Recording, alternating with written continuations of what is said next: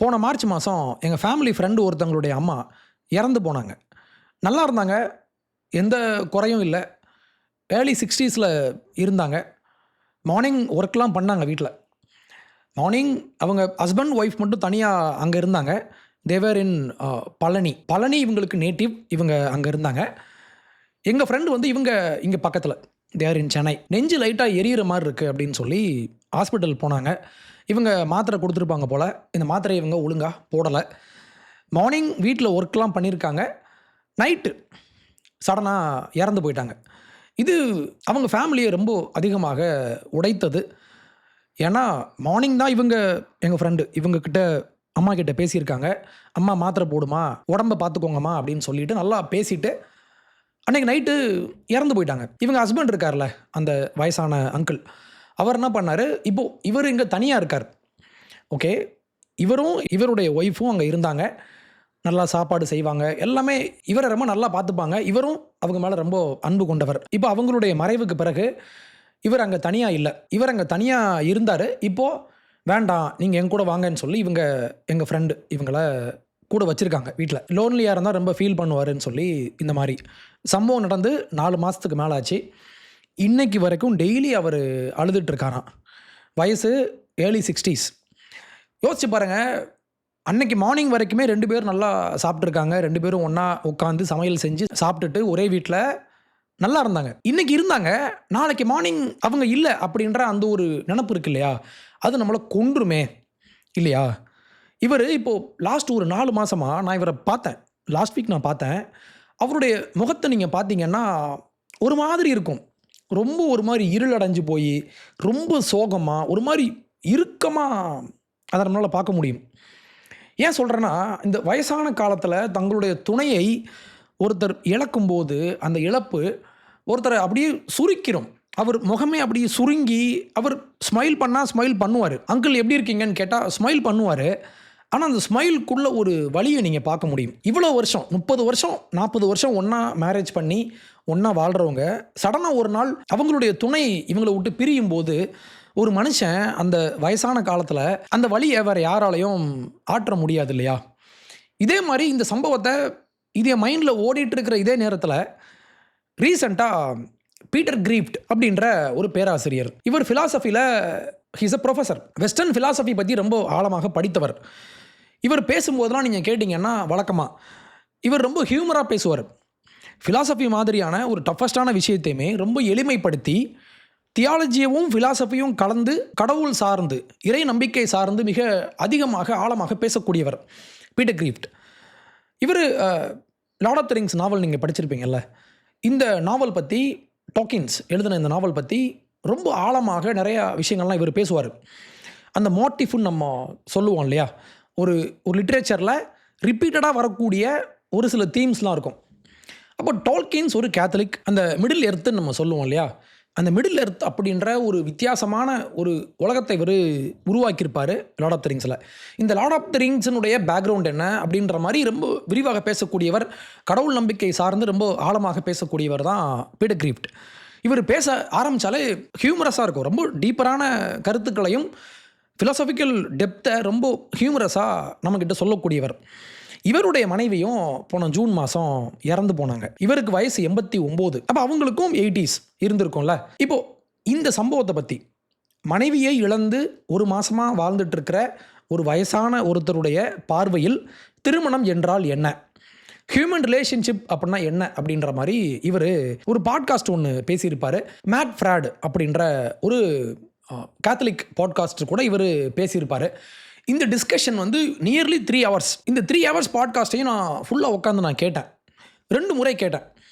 ரொம்ப ஆழமான மனித உறவு எவ்வளவு சிக்கலானது, இந்த சிக்கலான உறவை நம்ம புரிஞ்சுக்கணும் அப்படின்ற மாதிரி இவர் பேசியிருப்பார். இதையும் தாண்டி ஒரு கட்டத்தில் மேட் இவர்கிட்ட கேட்குறாரு, திருமணம் ஆனவங்களுக்கும் திருமணம் செய்யணும்னு நினைக்கிறவங்களுக்கும் உங்களுடைய அட்வைஸ் என்ன அப்படின்னு சொல்லி. இந்த பாட்காஸ்ட் முடிகிற டைமில் ஃபுல்லாக பேசிட்டு கடைசியில் இவர் ஒரு கேள்வி கேட்டால், இந்த கேள்விக்கு இவர் ஒரு பதில் ஒன்று சொல்கிறாரு.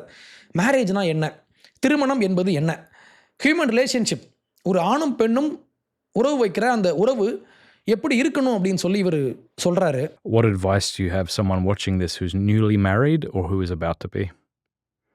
Do you think that when you are very old and your wife is very old and ugly and wrinkled and fat and not very bright or even nasty, that you will still find her beautiful? If so, marry her. The last view I had of my wife in the nursing home, about an hour after she died, I fell in love with her again.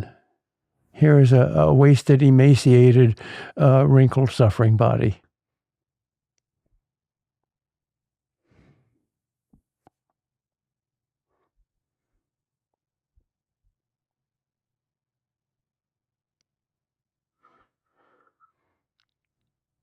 Because that body ain't going to last, but the soul is. So if you don't love her soul, but just love her body, don't get married.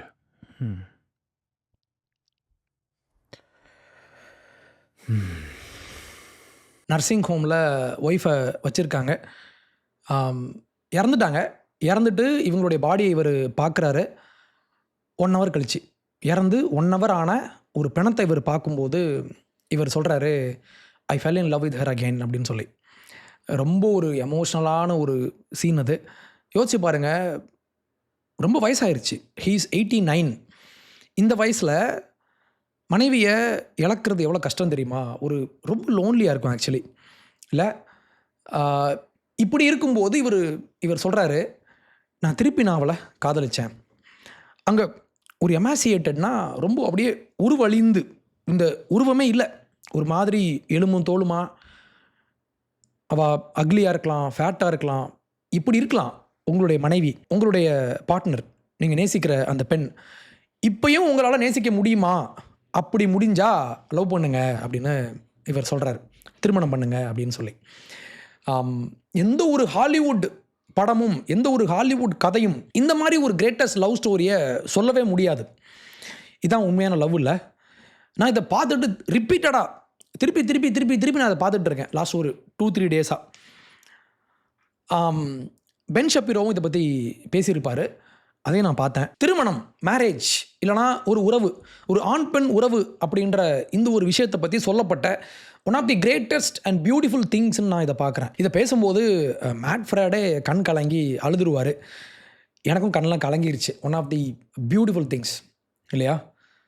யோசிச்சு பாருங்கள், மனித உறவு என்பது இன்னைக்கு டேட்டில் நம்ம வந்து sexuality அப்படின்ற விஷயம் இன்னைக்கு நமக்கு ரொம்ப ஃப்ரீயாக கிடைக்க ஆரம்பிச்சிருச்சு இல்லையா? ஒரு காலத்தில் நம்ம எல்லாம் மறைச்சு பண்ணிகிட்டு இருந்தோம். ஆனால் இன்றைக்கி எல்லாமே ரொம்ப ஓப்பன் ஆயிடுச்சு. இந்த செக்ஷுவல் லிபரேஷன், எனக்கு ஒன்று தேவைன்னா நான் போய் அனுபவிக்க முடியும்.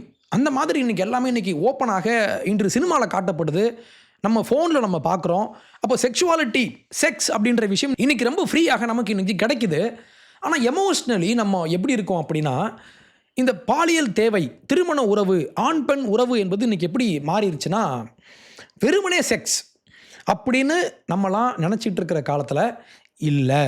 இந்த வயசுலையும் 89 வயசுலையும் செத்துப்போன மனைவி, பாட்டி, வயசான பாட்டி, இவங்களுடைய பிணத்தை பார்த்து ஒருத்தர் சொல்கிறாரு, I fell in love with her again அப்படின்னு சொல்லி. இந்த மாதிரி மனுஷங்களை பார்க்குறதும் இல்லை, இந்த மாதிரி ஆட்கள் பேசுகிற இவரெல்லாம் ஞானி.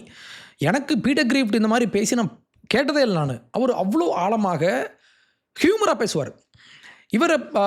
ஆக்சுவலி இவர் வந்து புக்கெலாம் வந்து ரெக்கமெண்ட் பண்ணியிருப்பார். நான் என்னுடைய அமேசான் பேஜில், அமேசான் விஷ்லிஸ்ட்டில் இவர் ரெக்கமெண்ட் பண்ண புக்கெல்லாம் ஒரு தனியாக ஒரு பேஜ் போட்டு நான் வச்சுருக்கேன். நம்ம எந்த எடிஷன் வாங்கணும் அப்படிலாம் இவர் பேசியிருப்பார் ஒரு வீடியோவில் போன வருஷம். இதெல்லாம் எடுத்து நான் கலெக்ட் பண்ணி போட்டு வச்சுருந்தேன். அந்த அளவுக்கு பர்சனலி பிடிக்கும். இவர் கலங்கி அழுது நான் பார்த்ததே இல்லை. எங்கே பார்த்தாலும் செக்ஸ் தான் நம்ம பார்க்குறோம்ல, ஆனால் அது இல்லை. இதையும் தாண்டி ஒரு கிழவனால் ஒரு கிழவியை, அந்த கிழவியினுடைய செத்துப்போன பணத்தை ஒருத்தரால் நேசிக்க முடியும் அப்படின்னு நான் புரிஞ்சுக்கிட்டேன். அப்போ நம்ம ஃபஸ்ட்டு பார்க்க வேண்டிய பாயிண்ட் என்ன அப்படின்னா, the old understanding of love. Love அப்படின்ற அந்த ஒரு வார்த்தைக்கு சரியான அர்த்தம் என்ன, அதை நம்ம எப்படி புரிஞ்சிக்கணும் அப்படின்னு நம்ம பார்த்தோம்னா, இதுக்கு நான் ஒரு எக்ஸாம்பிளாக உதரிங் ஹைட்ஸ் அப்படின்ற ஒரு நாவல் நான் உங்களுக்கு சொல்ல முடியும். 180 ஆண்டுகளுக்கு முன்னால் 1800s எழுதப்பட்ட எமிலி பிரான்டே அப்படின்ற ஒரு ரைட்டர், ஒரு பெண் எழுத்தாளர் எழுதின ஒரு மிகப்பெரிய ஒரு காதல் காவியம். நீங்கள் இதை படிச்சீங்கன்னா ரொம்ப காம்ப்ளெக்ஸான ஒரு நாவல் இது. காம்ப்ளெக்ஸ்னால் இங்கே காதல் இருக்கும், ரெவெஞ்ச் இருக்கும், ஒரு மனுஷனுடைய பேஷன் இருக்கும், ஒரு மனுஷனுடைய டார்க் சைடு உள்ளே இருக்கும், ஒரு வெறி ஒன்று இருக்கும், ஒரு பேசிக்லி ஒரு லவ் ஸ்டோரி, லவ் ட்ரையாங்கிள் நம்ம சொல்லலாம், முக்கோண காதல்னு நம்ம சொல்லலாம். இந்த முக்கோண காதலில் நிறைய விஷயங்கள் இவங்க பேசியிருப்பாங்க, வாட் இஸ் லவ் அப்படின்னு சொல்லி. இதில் நிறைய பிளாட் பாயிண்ட்ஸ் இருந்தாலும் நான் 3 கேரக்டர்ஸ் நான் உங்களுக்கு சொல்கிறேன். ஒன்று வந்து கேத்ரின் அப்படின்ற ஒரு பொண்ணு, இவங்க தான் சென்ட்ரல் ஹீரோயின். ஹீத் கிளிஃப் அப்படின்ற ஒரு ஆண், எட்கர் லிண்டன் அப்படின்ற இன்னொரு ஆண். இந்த 3 பேரை வச்சு தான் இந்த கதை நகரும். ஃபஸ்ட்டு கேத்ரின் அப்படின்ற பொண்ணுக்கு ஹீத் கிளிஃப் அப்படின்ற இந்த ஆண் மேலே ஒரு ஒரு எக்ஸ்ட்ராடினரியான ஒரு காதல் ஒன்று ஏற்படும். ஒரே ஏரியாவை சேர்ந்தவங்க, சின்ன வயசுலேருந்து 2 பேருக்கும் தெரியும். ஹீத் கிளிஃப் அப்படின்றவன் ஒரு ரொம்ப ஒரு முரட்டுத்தனமான ஒரு மாஸ்குலைன் மேன்னு வச்சுக்கலாம், ஒரு டாக்ஸிக் மாஸ்குலினிட்டி அப்படின்னு நம்ம சொல்லலாமா. இவனா இந்த பொண்ணு லவ் பண்ணுவாங்க. இந்த 2 பேருக்குமான லவ் அப்படின்றது ரொம்ப ரொம்ப இன்டென்ஸாக இருக்கும். இவ அப்படியே இவனுக்காக அப்படியே ஏங்கி தவிப்பா. நான் தான் நீ எனக்கு வேணும், நான் உன்னை அடைஞ்சே ஆகணும் அப்படின்ற ஒரு வெறித்தனமான ஒரு லவ் அங்கே இருக்கும். இதே நேரத்தில் இந்த பொண்ணுக்கு இன்னொருத்த மேலேயும் லவ் வரும், எட்கர் லிண்டன் அப்படின்ற இந்த கேரக்டர். எட்கர் லிண்டன் யாருன்னா ரொம்ப சாஃப்டானவன், பணம் படைச்சவன், அந்த சொசைட்டி, அந்த எலிட் சொசைட்டி, இந்த எலிட் சொசைட்டியில் ஒரு முக்கியமான ஒரு ஆள், நல்லா படிச்சிருக்கான், நல்லா பணம் இருக்குது, சோஷியலி ரொம்ப ஒரு நல்லவன் அப்படின்ற ஒரு பெயர் வாங்கின ஒரு மரியாதையோடு வாழக்கூடிய ஒரு கேரக்டர். இப்போ கேத்ரினுக்கு எட்கரையும் பிடிக்கும், ஆனால் இவா எட்கர் மேலே வச்சிருக்கிற அந்த ஃபீலிங் ஹீத் கிளிஃப் மேலே வச்சிருக்கிற அந்த ஒரு வெறி பிடிச்ச லவ்வை விட கொஞ்சம் வித்தியாசமானது. இவளுக்கு 2 பேருமே வேணும், ஆனால் இந்த 2 பேரும் இவளுக்கு ஆஃபர் பண்ணுற வேர்ல்டுன்றது வேற வேற. ஒருத்தன் ரொம்ப பேஷனேட்டாக இந்த பொண்ணை நேசிக்கிறான் ஹீத் கிளிஃப், இன்னொருத்தன் இவனுக்கு பிடிக்கும், ஆனால் இவன் ஒரு எலிட் ஃபேமிலி அப்படின்ற ஒரு ரிஃபைன்டான ஒரு ஆள். அப்போ இது வெறுமனே 2 லவ்வர்ஸை சூஸ் பண்ணுற, இப்போ 2 பேர் இருக்காங்க, இவனை சூஸ் பண்ணவா அப்படின்ற ஒரு குழப்பம் அப்படின்றதையும் தாண்டி இது 2 வித்தியாசமான உலகங்கள் இதுக்குள்ளே இருக்குது. நான் யாரை சூஸ் பண்ணலாம் அப்படின்னு சொல்லி இவ ரொம்ப அப்படியே டார்ச்சர் ஆகி அப்படியே ஒரு மாதிரி மென்டல் பேஷண்ட் மாதிரி மாறி போயிடுவாள் இந்த கேத்ரின் அப்படின்ற கேரக்டர். இதில் ஒரு சீன் ஒன்று வரும், இவா ஹீத் கிளிஃபை எப்படிலாம் நேசிக்கிறா. இவளுக்கு ஹீத் கிளிஃப் மேலே இருக்கிற அந்த லவ்வை எமிலி பிரான்டே ரொம்ப அழகாக எழுதியிருப்பாங்க இந்த கேரக்டரை. இதில் ஒரு சீன் ஒன்று வரும், நான் அதை படிக்கிறேன். ரொம்ப லவ் அப்படின்னா அந்த ஊரில் எப்படி இருந்துச்சு அந்த காலத்தில். ஒரு காலத்தில் லவ் அப்படின்றது இங்கே லவ் ட்ரையாங்கிள் தான், ஆனால் ஹீத் கிளிஃப் அப்படின்ற ஒரு கேரக்டரை எப்படி பார்த்தா அப்படின்னு நம்ம பார்த்தோம்னா, my great miseries in this world have been Heathcliff's miseries. என்னுடைய கஷ்டமெல்லாம் அவனுடைய கஷ்டம், நான் இவனை நேசிக்கிறேன். இஃப் ஆல் எல்ஸ் பெரிஷ்ட், எல்லாமே அழிஞ்சு போயிருச்சு, ஆனால் and he remind I should still continue to be. எல்லாமே அழிஞ்சு போயிருச்சு, ஆனால் இவன் மட்டும் இருக்கான் அப்படின்னா என்னால் வாழ முடியும். And if all else remain and he were annihilated the universe would turn to a mighty stranger. எல்லாமே இருக்கு, ஆனால் இவன் மட்டும் இல்லை அப்படின்னா இந்த யூனிவர்ஸை எனக்கு ஒரு மாதிரி ஸ்ட்ரேஞ்சராக தெரியும். My love for Linton is like the foliage in the woods. காடுகளில் இருக்கிற காய்ந்து போன இலை போல இப்படித்தான் நான் இவனை நேசிக்கிறேன். யாரை? எட்கரை. Time will change it, I am well aware, as winter changes the trees. குளிர்காலம் வரும்போது மரங்கள் எப்படி மாறுதோ அதே மாதிரி இந்த லவ் மாறி போயிடும். எனக்கு இவனும் பிடிக்கும், எனக்கு இவனும் வேணும், ஆனால் எனக்கு ஹீத் கிளிஃப் மேலே தான் இவன் நன்றி நான் வாழ முடியாது அப்படின்ற ஒரு இன்டென்ஸான ஒரு பேஷனேட்டான ஒரு ஸ்டேட்மெண்ட் இது. நெல்லி இது ஒரு கேரக்டர், இவங்க சொல்கிறாங்க, நெல்லி ஐ ஆம் ஹீத் கிளிஃப். இந்த முழு நாவல்லையும் மிக ஃபேமஸான ஒரு லைன் இது. கேத்ரின் சொல்கிறா, நான் தான் ஹீத் கிளிஃப், நான் ஹீத் கிளிஃபை நேசிக்கிறேன் அப்படின்றதையும் தாண்டி அவன் தான் நான் தான் அவன், நாங்கள் எங்கள் 2 பேரையும் நீங்கள் பிரிக்க முடியாது. நீங்கள் ஒன்று கவனிங்க, இந்த சீனில் ஒரு செக்ஸ் சீனோ இல்லை ஒரு கிஸ் சீனோ இவங்க 2 பேரும் ஃபிசிக்கலி அட்டாச் ஆன மாதிரி ஒரு காட்சியும் இல்லை. இன்ஃபேக்ட் இந்த நாவல் முழுக்க பார்த்தீங்கன்னா ஒரே ஒரு இடத்துல கூட ஹீத் கிளிஃபும் கேத்ரினும் இவங்க செக்ஸ் வச்சுக்க மாட்டாங்க. இந்த ஒரு சீனில் ஃபிசிக்கல் டெஸ்கிரிப்ஷனே கிடையாது. இவன் அப்படி இருக்கான், இவன் அழகாக இருக்கான், இவன் அட்ராக்டிவாக இருக்கான், இந்த மாதிரி ஒரு சீன் கூட, ஒரு வார்த்தை கூட இல்லை, ஒரு எழுத்து கூட இல்லை. ஆனால் இந்த வரியை நீங்கள் படிக்கும்போது இப்போ பிராண்டே இப்போ என்ன சொல்கிறாங்கன்னா, கேத்ரினுடைய லவ்வை இவங்க ஹீத் கிளிஃப் அப்படின்றவனுடைய அடையாளத்துக்கு கூட சேர்த்து வைக்கிறாங்க. இப்போ 2 பேர் பார்த்துக்கிட்டாங்க, இவங்க அட்ராக்ட் ஆகுறாங்க. இந்த அட்ராக்ஷன் இருக்கு இல்லையா, இந்த ஃபிசிக்கல் அட்ராக்ஷனுக்குள்ளே இந்த லவ்வை இவங்க சேர்க்காம ஹீத் கிளிஃப்ன்ற ஒரு அடையாளம், இவன் யாரு, இவன் இன்னொரு பர்சன். ஆனால் கேத்ரின் சொல்கிறா அவன் தான் நான். இந்த 2 பேருக்குமான இந்த காதல் ஃபிசிக்கல் அட்ராக்ஷனையும் தாண்டி இவங்க 2 பேருக்குமான அடையாளமாக இன்று மாறிப்போனது அப்படின்ற மாதிரி இந்த நாவலில் அற்புதமான ஒரு காட்சி இது. இவ்வளோ விரிவாக இவங்க இதை எழுதி வச்சுருப்பாங்க. 2023 இந்த நாவல் நான் திருப்பி ஒரு வாட்டி படிக்கும்போது, ரீரீடிங் பண்ணும்போது இந்த வரிகள் ரொம்ப பிடிச்சது. நான் இதை நோட்ஸ்லலாம் எழுதி வச்சேன். அந்த அளவு ரொம்ப பிடிக்கும் இந்த புத்தகம். இப்போ இந்த புத்தகத்தை இவ்வளோ ஒரு அழகான ஒரு பேஷன்ஸ் நிறைஞ்ச ஒரு லவ் அப்படியே பொங்கி நிற்கும் இந்த நாவலில். அப்படி ஒரு நாவலை நான் ஒரு படமாக எடுக்கிறேன் அப்படின்னு சொல்லி எமரால்ட் ஃபென்னல் அப்படின்ற ஒரு ஃபெமினிஸ்ட் ஃபிலிம் மேக்கர். ஃபெமினிஸ்ட்னா இவங்க எந்த மாதிரி ஃபெமினிஸ்ட் அப்படின்னா, ப்ராமிசிங் யங் உமன் ஒரு படம் ஒன்று எடுத்திருப்பாங்க. நீங்கள் பார்த்துருக்கலாம். கேரி முல்லிகன் நடிச்சிருப்பாங்க. இந்த படத்தில் பழக்கம் போல தான், ஆம்பளைங்க ரொம்ப கெட்டவங்க, ஆம்பளைங்க பெண்களை அப்படி சுரண்டுறாங்க, சிங்கப்பெண்ணே வெளியே வா, அந்த மாதிரி ஒரு ஒரு ஒரு தீமில் இவங்க இந்த படத்தை பண்ணி வச்சுருப்பாங்க. இவங்க எடுத்த இன்னொரு படம் ஒன்று உண்டு, சால்ட் பர்ன்ன்ற ஒரு படம். இதுவும் நீங்கள் பார்த்துருக்கலாம். சால்ட் பர்னுடைய ஐடியாலஜி எனக்கு பிடிக்காது. சால்ட் பர்ன் இன்னும் ரொம்ப செக்ஷுவலி ரொம்ப ஒரு மோசமான காட்சிகளை கொண்ட, அதில் 2 கே கேரக்டர்ஸ் இருப்பாங்க. ஒருத்தர் இறந்துருவார், ஒரு பையன், யங் பையன், அவன் இறந்துருவான். இறந்த உடனே இன்னொரு பையன், இவங்க லவ்வர் இல்லையா, இவனுடைய கிரேவில் போயிட்டு கிரேவில் விழுந்து மழை பெஞ்சிட்ருக்கும். அங்கே இவனுக்கு ஆர்காசம் வரும். இந்த மாதிரிலாம் காட்சிகள் அமைக்கப்பட்டிருக்கும். ரொம்ப செக்ஷுவலி ரொம்ப ஓப்பனாக பல சீன்ஸ்லாம் உள்ளே இருக்கும். பட் இந்த படம் எனக்கு பிடிக்கும். நீங்கள் சினிமேட்டிக்காக பார்த்தீங்கன்னா ரொம்ப ஒரு அழகான ஒரு படம். ஆனால் மோரலி பார்த்தீங்கன்னா குப்பை. ஆனால் எனக்கு பிடிக்கும் அந்த படம். இப்போ இவங்க எடுத்த படம் தான் இந்த உதரிங் ஹைட்ஸ். நல்லா இருந்த ஒரு நாவலை ஒரு ஃபெமினிஸ்ட்கிட்ட போனால் என்ன ஆகும்? சேம் ஸ்டஃப் ஆஸ் யூஷுவல் தானே. எப்படி பண்ணுவாங்க? அதே மாதிரி பண்ணி வச்சுருக்காங்க. இந்த படத்தை பற்றி தி எக்கானமிஸ்ட் பத்திரிக்கையில் ஒரு விமர்சனம் ஒன்று வந்துச்சு. அதனுடைய தலைப்பு பார்த்தீங்கன்னா, sex sex and more sex, Emerald Fennell's Wuthering Heights. இது 2.25 மணி நேரம் ஓடக்கூடிய ஒரு பெரிய படம். இந்த படத்தை முழுசாக நான் பார்த்தேன், 2 முறை பார்த்தேன். இந்த படத்தில் ஆரம்ப காட்சி முதல் கடைசி வரைக்குமே இவங்க 2 பேரும், கேத்ரின் கேரக்டரில் இவங்க நம்ம மார்கோ ராபி இவங்க பண்ணியிருப்பாங்க, ஹீத் கிளிஃப் இருப்பார். இந்த 2 பேரும், கேத்ரினும் ஹீத் கிளிஃபும் படம் முழுக்க ஒரே மேட்டராக பண்ணிகிட்டு இருப்பாங்க. எனக்கு என்ன ஒரு விஷயம் புரியலைன்னா, இந்த நாவலில் ஒரே ஒரு சீனில் கூட இவங்க 2 பேரும் ஒன்று சேர்ந்த மாதிரியோ இல்லை உறவு வச்ச மாதிரியோ ஒரு காட்சியும் கிடையாது. இது முழுக்க லவ். அந்த காலத்தில் எப்படி இவங்க காமிச்சிருப்பாங்கன்னா, பிராண்டே லவ்வை எக்ஸ்ப்ரெஸ் பண்ண முடியாமல் 2 பேரும் ஏங்கி தவிச்சிருப்பாங்க. அப்படியே நீ எனக்கு வேணும், நான் உன்னை திருமணம் செய்யணும் அப்படின்ற மாதிரி சொல்லி கடைசியாக இவங்க மேரேஜ் பண்ண மாட்டாங்க. இவங்க 2 பேருமே அங்கே ஒரு ரிவெஞ்ச் பிளாட் ஒன்று சைடில் போகும். அது நமக்கு தேவையில்ல. மேரேஜ் பண்ண மாட்டாங்க, ஆனால் கடைசியில் பண்ண மாட்டாங்க. ஆனால் இந்த 2 பேரும் காதலிக்கிற அந்த மொமெண்ட் இருக்கு இல்லையா, அவ்வளோ அழகாக இருக்கும்.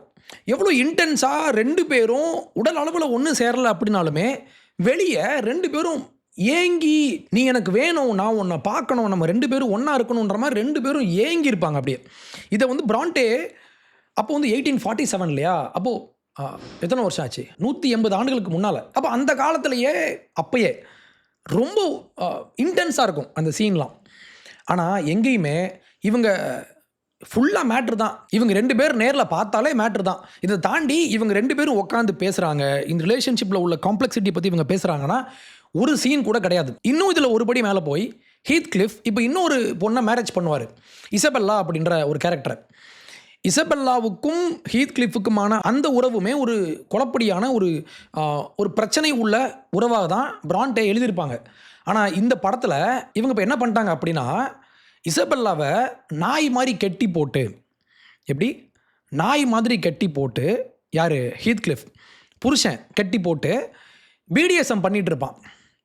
பிடிஎஸ்எம்னா உங்களுக்கு தெரியும், ஒரு செக்ஷுவல் டீவியன்சி. ஒருத்தரை அடித்து, ஒருத்தரை வலி ஏற்படுத்தி, ஒருத்தர் மேலே வன்முறையை செலுத்தி, இவங்களை கட்டி போட்டு, இவங்களை ஹியூமிலியேட் பண்ணி, இவங்களை ஒரு மாதிரி கீழாக ட்ரீட் பண்ணி, இதன் மூலமாக 2 பேருக்குமே பாலியல் இச்சை உருவாகும், பாலியல் சந்தோஷம் உருவாகும்னு இவங்க நம்புகிறாங்க. இப்படி ஒரு கும்பல் இங்கே இருக்குது. இந்த படத்தில் அந்த சீன் பார்த்துட்டு எனக்கு பயங்கர ஷாக். ஏன்னா இந்த நாவலில் அப்படி எந்த ஒரு காட்சியுமே கிடையாது. அப்போ ஒரு ஃபெமினிஸ்ட் ஃபிலிம் மேக்கர் கிட்ட ஒரு புத்தகம் போகும்போது இவங்க என்ன செய்கிறாங்கன்னா, இவங்களுக்கு எதெல்லாம் பிடிக்குமோ இதெல்லாம் உள்ள உருவாக்கி ஒரு கணவனுக்கும் மனைவிக்குமான உறவை பிடிஎஸ்எம் உறவாக மாற்றி விட்டு, அப்போ என்ன ஆகும் அப்படின்னா, செக்ஸை இவங்க எப்படி பார்க்குறாங்கன்னா, ஒரு அனுபவிக்கக்கூடிய, நான் அபியூஸ் பண்ணக்கூடிய ஒரு பொருளாக இவங்க பார்க்குறாங்க. அப்போ நீங்கள் ஒரு பெண்ணை வெறும் செக்ஷுவல் ஆப்ஜெக்டாக மட்டும் நீங்கள் பார்த்தீங்கன்னா, இது எக்ஸ்ட்ரீமுக்கு போய்கிட்டே இருக்கும். ஏன்னா நம்ம பேசியிருப்போம் ஏற்கனவே, செக்ஸை பொறுத்த வரைக்கும் இதை நீங்கள் புஷ் பண்ணிகிட்டே இருந்தீங்கன்னா இன்னும் இது கேட்டுக்கிட்டே இருக்கும். நீங்கள் ஒரு பெண்ணை இல்லை ஒரு ஆணை வெறுமனே உடல் சார்ந்து மட்டும் நீங்கள் தேடுனீங்கன்னா அங்கே ப்ளஷர், அந்த சந்தோஷம் அப்படின்ற விஷயத்துக்கான எஃபெக்ட் அங்கே இல்லாமல் போய் புதுமை, எனக்கு புதுசாக வேணும், இன்னும் எனக்கு டிஃப்ரெண்ட்டாக வேணும் அப்படின்னு சொல்லி இவங்க போய் தான் கடைசியாக பிடிஎஸ்எம்மில் போய் நிற்கிறாங்க. அப்போது நார்மலான ஒரு ஆணுக்கும் பெண்ணுக்குமான அந்த ஏக்கமும் அந்த காதலும் இது நம்ம சங்க இலக்கியங்களில் ரொம்ப அழகாக எழுதி வச்சுருப்பாங்க. எதுவுமே அங்கேயுமே எக்ஸ்பிளிசிட்டாக ஓப்பனாக சீன்ஸ் இருக்காது. ஆனால் இந்த 2 பேருக்குமான அந்த ஏக்கம் அப்படியே அந்த புத்தகத்தை படிக்கும்போது அப்படியே வெளியே வரும், அப்படி நம்மக்கிட்ட அடிக்கும் அப்படியே. அப்போ ஒரு காலத்தில் காதல் செஞ்சாங்க, அந்த காதல் அதுக்கப்புறம் வேறு மாதிரி மாறி போய் உடல் தேவைக்காக பழகி அது அப்போ என்னாகும், உடல் தேவைன்னு ஒன்று வந்துருச்சுன்னா அது இன்னும் போயிட்டே இருக்கும். அப்போ என்னாகும், ரஃப்பாக மாறி கடைசியாக பிடிஎஸ்எம் மாதிரி இன்றைக்கி வந்து நிற்கிது. பிடிஎஸ்எம் அப்படின்னு சொன்ன உடனே எனக்கு 2 சம்பவம் எனக்கு ஞாபகம் வருது. நான் இதை எடுத்து வச்சுருந்தேன். ஒன்று, ஜூன் மாதம் போன மாதம் நடந்த ஒரு சம்பவம். யூஎஸில் ஒரு 56 வயசு கிழவன், ஓகே, இவனுக்கு ஒன்லி ஃபேன்ஸில் ஒர்க் பண்ணுற, அது work sex work, okay, only ஃபேன்ஸில் ஒர்க் பண்ணுற ஒரு பொண்ணு, ஒரு இளம் பெண், இன் ஹர் 30s, ஓகேவா, 30 வயசு, இவன் 56 வயசு. இந்த 2 பேரும் இப்போது பழகுறாங்க, பழகிட்டு உறவு வைக்க ஒன்றா வராங்க. என்ன செய்வீங்க, வழக்கமான பாலியல் தேவையும் தாண்டி இவனுக்கு ஒரு வித்தியாசமாக நம்ம பிடிஎஸ்எம் பண்ணலான்னு இவனுக்கு தோணியிருக்கு. சரி, பிடிஎஸ்எம் எப்படி பண்ணுவீங்க அப்படின்னா, சரண் ராப் அப்படின்னு ஒரு டேப் மாதிரி இருக்கும், நீங்கள் பார்த்துருப்பீங்க, மார்க்கெட்டில் பார்த்துருப்பீங்க. மார்க்கெட்டில் பழங்கள்லாம் வச்சுருக்கும்போது அதை சுற்றி அதுக்கு மேலே ஒரு சின்ன ஒரு ரேப்பர் மாதிரி ஒரு டிரான்ஸ்பரண்ட்டான ஒரு ஷீட்டை மேலே போட்டு இதை ரேப் பண்ணி வச்சுருப்பாங்க, நீங்கள் பார்த்துருப்பீங்க மார்க்கெட்ஸில். இந்த ரேப்பரை இவனுடைய முகத்திலலாம் போட்டு வச்சு இப்படிலாம் பண்ணுறாங்க. முகத்தில் போட்டு வச்சு பெண்கள் அணிகிற பூட்ஸ் இருக்கும்ல, ஷூ மாதிரி பெரிய லாங் பூட்ஸ், இந்த லாங் பூட்ஸை இவனுடைய காலில் போட்டு வச்சு உறவு வைக்கிறாங்க. இது என்னாகும், முகம் முழுக்க டேப் போட்டு அந்த ஷீட்டை போட்டு மூடி டேப் போட்டு இங்கே கட்டியாச்சு. இதுக்கு பேர் தான் பிடிஎஸ்எம். இது ஒரு வித்தியாசமான ஒரு மென்டல் இல்னஸ். இது நம்ம ஊரில் இதை நம்ம இன்றைக்கி நியாயப்படுத்திகிட்டு இருக்கோம். ஒருத்தன் என்னை அடிக்கணும், ஒருத்தன் என் மூஞ்சை வந்து டேப் போட்டு மூடணும், காலில் பொம்பளைங்க போடுற ஷூவை போடணும், இப்படி போட்டால் தான் எனக்கு மூடே வரும் அப்படின்னா இது ஒரு பைத்தியக்காரத்தனம் இல்லையா? இது ஒரு மென்டல் இல்னஸ் தானே. இப்போ என்னாச்சு தெரியுமா, இவன் செத்துட்டான், மூச்சு மூடி செத்து போயிட்டான். இப்போ இந்த பொண்ணை அரெஸ்ட் பண்ணி உள்ளே வச்சுருக்காங்க. சரி, எங்கேயோ யூஎஸில் எவனோ பண்ணுறான் அப்படின்னா நம்ம ஊரில் ஹொசூரில் போன வருஷம் கணவனும் மனைவியும், பாஸ்கர், மனைவி பெயர் சசிகலா, ஓகே, பாஸ்கர் சசிகலா. இப்போ என்ன பண்ணுறான், இவங்களுக்கு 2 குழந்தைங்க வேறு இருக்காங்க. இப்போ என்ன பண்ணுறான், பொண்டாட்டியை பெட்டில் போட்டு கையவும் காலையும் கட்டி துணியை போட்டு கழுத்தை பிடிச்சி இறுக்கியிருக்கான். அவங்க மூக்கில் ப்ளீடிங் ஆகி இறந்துட்டாங்க. ஒய்ஃபோட ஃபேமிலி சொல்கிறாங்க இது மர்டர் அப்படின்னு சொல்கிறாங்க. இவன் சொல்கிறான் இல்லைங்க, ஆக்சிடென்டலாக நடந்து போச்சு அப்படின்னு சொல்லி கேஸ் போன வருஷம். எதனால் அப்படின்னா, இந்த ரொமான்ஸ் அப்படின்ற விஷயம், இந்த 2 பேருக்குமான காதல், அன்பு அப்படின்றது இது இப்போ யாரையுமே அட்ராக்ட் பண்ண மாட்டேங்குது. இவங்களுக்கு இப்போ எங்கே அட்ராக்ஷன் வருது அப்படின்னா எக்ஸ்ட்ரீமாக. ஏன்னா நீங்கள் ஒரு உறவில் செக்ஸ் அப்படின்ற விஷயத்தை மட்டுமே நீங்கள் முக்கியத்துவம் படுத்துனீங்கன்னா இது உங்களை சாட்டிஸ்ஃபை பண்ணாது. அப்போ என்ன பண்ணுவீங்க நீங்கள், எனக்கு இன்னும் கிக் அதிகமாக வேணும், ஹையாக வேணும், எனக்கு இன்னும் ஹையாக வேணும், இன்னும் ஹையாக வேணும், ஹையராக வேணும் அப்படின்னு சொல்லி நீங்கள் என்ன பண்ணுவீங்க, புஷ் பண்ணும்போது எங்கே வந்து நின்றுச்சு, பிடிஎஸ்எம் பண்ணுறேன்னு செத்துட்டான். அப்போ இந்த சினிமாவும் இப்போ நீங்கள் பார்த்தீங்கன்னா உதரிங் ஹைட்ஸில் இப்படி சீனே கிடையாது, சம்மந்தமே இல்லாமல் நாங்கள் ஃபெமினிஸ்ட், நாங்கள் வந்து பெண்களுக்காக பேசுகிறோம் அப்படின்னு சொல்லி பேசுகிறாங்கல்ல. ஆக்சுவலி இந்த ப்ராமிசிங் யங் உமன் அப்படின்ற எமரால்ட் ஃபென்னலுடைய ஃபஸ்ட்டு படம், ஆம்பளை அப்படின்றவனே பெண்களை அப்படியே சுரண்டுவான், பெண்களை நோண்டுவான், பெண்களை அடிமைப்படுத்துவான், இவனெல்லாம் கெட்டவன், இவனை போலீஸில் பிடிச்சி கொடுங்க, இவனை போட்டு அடிங்க, இந்த மாதிரி தான் இந்த படம் முழுக்க காட்சிகள்லாம் இருக்கும். ஃபெமினிஸ்ட் இப்போ எப்படி கொண்டு வராங்கன்னா, பிடிஎஸ்எம்மை நியாயப்படுத்து. நீங்கள் பார்க்கலாம், இந்த பரைடெலாம் சொல்லி போகிறாங்க தெரியுமா, இந்த வானவில் ஊர்வலம், இங்கெல்லாம் இவங்க இப்படி தான் லெதரை மாட்டிக்கிட்டு இப்படிலாம் போகிறானுங்க. இதில் இன்னும் பார்த்தீங்கன்னா யூஎஸில் நான் பார்த்தேன், சாட்டை இருக்கு இல்லையா, சாட்டை லெதரில் செஞ்ச சாட்டை எடுத்து அடிச்சுக்கிட்டே போகிறானுங்க ரோட்டில்.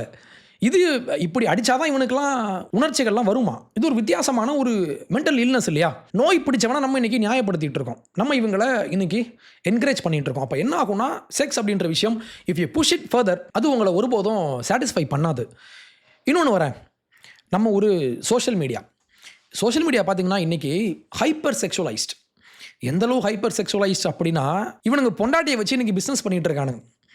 எப்படி இப்போலாம் பொண்டாட்டியை வச்சு ஹஸ்பண்ட்ஸ் வந்து பிஸ்னஸ் பண்ணிகிட்டு இருக்கானுங்க. பொண்டாட்டியினுடைய உடம்பெல்லாம் வித்தியாசமாக காமிச்சு, அதை ஜூம் பண்ணி காமிச்சலாம் இன்றைக்கி போஸ்ட் போட்டிருக்கானுங்க. நான் ஒன்று பார்த்தேன், இவங்க இந்த 2 பேருமே, இந்த கப்புள்ஸ் 2 பேரும் ரீல்ஸ்லாம் போடுவாங்க. கொஞ்சம் ஃபன்னியாக கணவன் மனைவி ரீல்ஸ் அப்படிலாம் இன்றைக்கி பண்ணுறாங்க தெரியுமா, இந்த மாதிரி போடுவாங்க. இவங்க ஒரு போஸ்ட் போடுறாங்க, காரில் போகிறாங்களாம். காரில் போயிட்டுருக்காங்க, ஒய்ஃபுடைய காலை எடுத்துகிட்டு வந்து கணவனுடைய மடி மேலே வச்சு அதை இவங்க ஃபோட்டோ எடுத்து இவன் ஃபேஸ்புக்கில் போடுறான். என்லெஸ் லவ்வாமே, a man with 0 ego. Correct தான், ஒய்ஃபுக்கு கால் அமைக்க விட்றதெல்லாம் தப்பு இல்லை. ஆனால் காரில் ஒய்ஃபுக்கு நல்லா பாலிஷ் பண்ணி, நெயில் பாலிஷ்லாம் போட்டு, சின்ன ரிங்கு மாதிரி வளைய மாதிரி காலில் போட்டு, அதை நீ ஜூம் பண்ணி நீ ஆன்லைனில் போடுறனா, நான் ஒன்று கேட்குறேன், இதை பார்க்குற எவனாவது, எந்த ஒரு ஆணுமே இது ஜூம் பண்ணி பார்க்காம அப்படியே விட்டு போயிடுவானா? நீங்கள் சொல்லுங்கள், யார் பண்ணுவா? அப்போ உன்னுடைய பொண்டாட்டியை நீ ப்ராடக்டாக மாத்திர. இன்றைக்கி கணவனும் மனைவியும் ஒன்றா ஃபோட்டோ எடுத்து ஃபேமிலி ஃபோட்டோ போட்டால் அது வேறு. ஆனால் உங்களுடைய ப்ரைவேட் மொமெண்ட்ஸை நீங்கள் என்ன பண்ணுறீங்க, ஃபோட்டோ எடுத்து ஒரு ஸ்ட்ரேஞ்சர், எவனே தெரியாது, அந்த ஸ்ட்ரேஞ்சருக்கு நீங்கள் கன்சியூம் பண்ண கொடுக்குறீங்க. ஒரு ஹஸ்பண்டும் ஒய்ஃபும் காரில் போகிற அந்த ஒரு இன்டிமேட்டான ஒரு மொமெண்ட்டை இவன் ஃபோட்டோ எடுத்து இதை ஜூம் பண்ணி லவ் பண்ணுறதை இவன் கண்டென்ட்டாக மாற்றிட்டு இருக்கான். லவ் ஏன்டா கண்டென்ட்டாக மாற்றுறீங்க? பொண்டாட்டியை கண்டென்ட்டாக மாற்றி, பாருங்கப்பா எல்லாம் பாருங்கள், என் ஒய்ஃப் வந்து பிங்க் கலரில் நெயில் பாலிஷ் போட்டிருக்கா, ஜூம் பண்ணி பாருன்னு சொல்லி இப்படி காமிச்சிட்டு இருக்கானுங்க. எனக்கு என்னென்னா, இப்போ கொஞ்ச நாளாக இந்த கக்கோல்டு கலாச்சாரம் இருக்குல்ல, கக்கோல்டு, பொண்டாட்டியை இன்னொருத்தன் பார்த்தான்னா இதில் ஒரு கிளுகிழுப்பு. இப்படி ஒரு கும்பல்லாம் இன்றைக்கி கிளம்பியிருக்கு நம்ம ஊரில். முக்கியமாக நான் வந்து சோஷியல் மீடியா இன்ஃப்ளூயன்சர் அப்படின்னு சொல்லி வருவான். ஆனால் அவன் என்ன பண்ணுவான்னா, ஒய்ஃபை வச்சு வியாபாரம் பார்த்துட்டு இருப்பான். இன்னொரு நியூஸ் நான் ஒன்று பார்த்தேன், இது வெளிநாட்டில். I was unhappy in my marriage. சரி, until we agreed I could sleep with other people. மேரேஜில் ஹாப்பியாக இல்லையா, எப்போ வரைக்கும் ஹாப்பியாக இல்லையானா, இப்போ இவங்க இன்னொருத்தர் கூட போகலாம் அப்படின்னு சொல்லி கணவனும் மனைவியும் அக்ரி பண்ணதுக்கப்புறம் இப்போ ரொம்ப ஹாப்பியாக இருக்காங்களாம். இதுக்கு பேர் ஃபஸ்ட்டு மேரேஜா? நான் சொல்கிறேன், ஆக்சுவலி என்னென்னா, மேரேஜின்ற டெஃபினிஷன் இருக்குல்ல, மேரேஜுக்குன்னு ஒரு டெஃபினிஷன் இருக்குது. இப்போ 2 பேர், ஒரு ஆணும் பெண்ணும் பழகுறாங்கன்னா அதுக்கு ஒரு டெஃபினிஷன் இருக்குது. இப்போ 2 பேர் லவ் பண்ணுறாங்கன்னா அதுக்கு ஒரு பார்டர் இருக்குல்ல. பார்டரே உடச்சிட்டு அந்த பார்டர் தான் லவ்வுக்கான, அன்புக்கான ஒரு பேஸ் இல்லையா? அதான் டெஃபினிஷன். அதையே உடச்சிட்டு இதே நீ மேரேஜ்னு சொல்கிற. எனக்கு அதான் பிரச்சனை. நீ எங்கே வேணால் போ, என்ன வேணால் செய்ய, நீ இதை மேரேஜ்னு சொல்லாத ஃபஸ்ட்டு. அப்போ இங்கே கக்கோல்டு கலாச்சாரம் இது ஒரு பக்கம் பெருகிருச்சு. இன்னொரு பக்கம் சப்ஸ்கிரிப்ஷன் கலாச்சாரம். சப்ஸ்கிரிப்ஷன் எல்லாருமே இப்போது அதிகமாக காட்டணும்னா, வாங்க இன்டிமேட்டாக காட்டுறேன், கழட்டி காட்டுறேன்னு சொல்லி இன்றைக்கி பேசிகிட்டு இருக்காங்க. நான் ஒரு போஸ்ட் ஒன்று பார்த்தேன் எக்ஸில். ஒரு பொண்ணு, இது ரேஜ் பைட்டா இல்லை உண்மையாகவே இவங்க போட்டாங்களான்னு தெரில, பட் நான் பார்த்தப்போ எனக்கு என்ன தோணுச்சுன்னா, இப்படியும் மக்கள் வாழ்ந்துட்டு இருக்காங்க. இவங்க ஒரு பையனை லவ் பண்ணாங்களாம், இவங்க 2 பேரும் நல்லா பழகினாங்களாம். சரி, நம்ம சப்ஸ்கிரிப்ஷன் பற்றி நான் சொல்லிடலாமேன்னு சொன்னேன். சொல்லாமல் கொள்ளாமல் ஓடி போயிட்டான். அவ்வளோ கெட்டவளா நான்? கல்யாணத்துக்கு அப்புறம் ஒழுக்கமாக இருந்தால் பத்தாதா? இல்லை கேட்குறேன், இதில் என்ன தப்பு அப்படின்னு இந்த பொண்ணு கேட்குறாங்க. அவன் மனசு தான் தப்பு. அம்மா, நீ வந்து 10 பேருக்கு உன்னுடைய உடலை நீ அவுத்து காட்டுற, இதை ஒரு பிஸ்னஸாக நீ பண்ணிகிட்டு இருக்கிற. ஓகே, இந்த பிஸ்னஸை ஒரு பையன் உங்ககிட்ட வந்து கமிட் ஆகிறான் அப்படின்னா இது எப்படி ஏற்றுப்பான்? இவங்களுக்கு அது பிரச்சனையாக இருக்கான். நான் மேரேஜ் பண்ணிட்டு நான் ஒழுக்கமாக வாழ்ந்துக்கிறேன்னு சொல்கிறாங்க. இந்த மாடர்ன் கல்ச்சர் இப்போ எப்படி பார்க்குறாங்கன்னா, அன்பு, லவ் அப்படின்ற விஷயமே இது ஆரம்பிக்கிற பாயிண்ட்டே எங்கே, செக்ஸில். ஆனால் ஏன்ஷியன் டைமில், அன்னைக்கு பிராண்டே மாதிரியான ஆட்களெல்லாம் புத்தகம் எழுதியிருப்பாங்க. தாஸ்தோவ்ஸ்கி, டால்ஸ்டாய், இந்த மாதிரி மிகப்பெரிய காதல் காவியங்களெல்லாம் படைச்சிருப்பாங்க இல்லையா? திருவள்ளுவர், வள்ளுவர் எழுதின காமத்துப்பால், நம்ம தமிழ் இலக்கியங்கள் எல்லாம் எடுத்து பார்த்தீங்கன்னா, செக்ஸ் என்பது இட் ஃபாலோஸ் லவ். முதல்ல லவ் வந்துடும். முதல்ல ஒரு அன்பு, ஒரு 2 பேருக்குமான அந்த ஒரு இணைப்பு ஒன்று ஏற்படும்.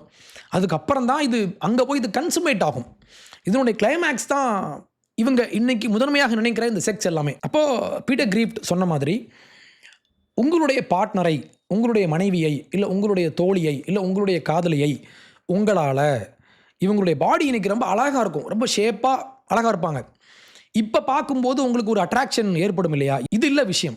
அவங்க நோய்பட்டு கஷ்டப்பட்டு இறந்து பணமாக கிடக்கும்போது அந்த பணத்தை பார்த்து உங்களுக்கு லவ் வருமா? அப்படி வரும்னு உங்களால் இமேஜின் பண்ண முடியுமா? அப்படி பண்ண முடிஞ்சால் அவங்கள லவ் பண்ணுங்கள்.